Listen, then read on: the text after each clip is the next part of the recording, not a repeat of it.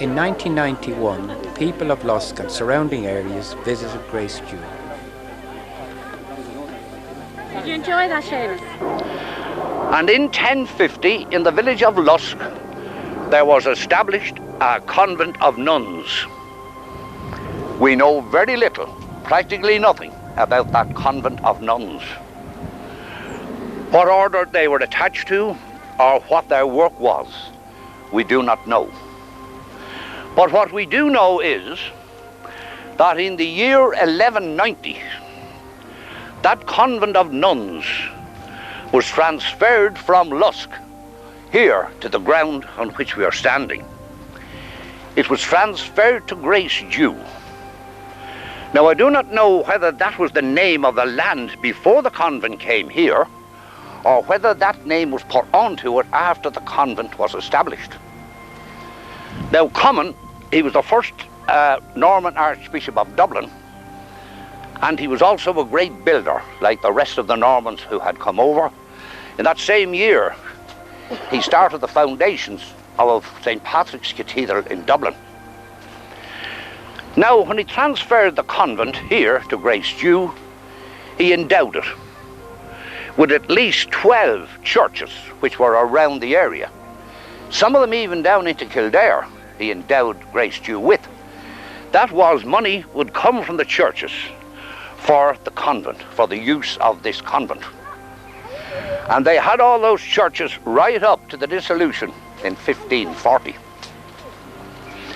Now, some of the churches, one was Lusk, St. Mary's of Lusk, the other was Portrane and Donabate, and some down in Kildare, another over at Westphalstown, a place called Westphalstown. Now, the convent was established as a teaching school for girls of the Norman or English families within the Pale. There they were to be taught languages, etiquette, deportment, and how to behave as ladies of quality. How many would have been in the convent at any one time, I'm not known. I do not know how many would have been here. But judging by the nuns that were here when the convent was closed, there were 5 of them. So we could easily say, I suppose, maybe about 30 girls would be here at any one time. Obtained the lands of Turvey from the Duke of Ormond. And local traditions. The buildings were taken over at the Reformation by Sir Patrick Barnwell, and later he used the stones to build Turvey House.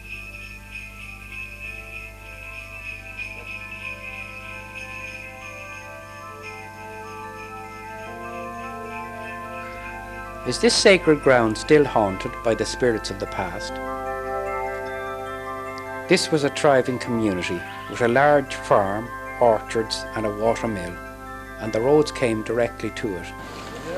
After centuries of neglect, very little remains standing today.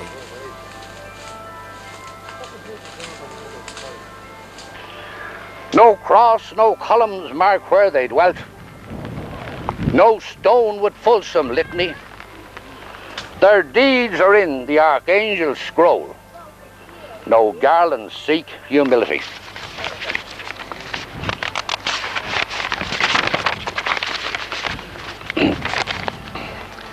Bitter and full was their cup of grief, as the final toll of their vespers bell rang, when with heavy, sad and anguished hearts they bade it their last farewell.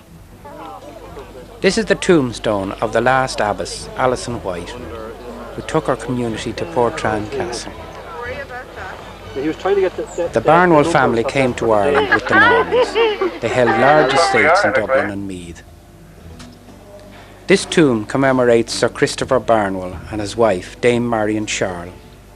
He was the son of the man who inherited Grace Deiu, and she commissioned the building of Dawes Bridge.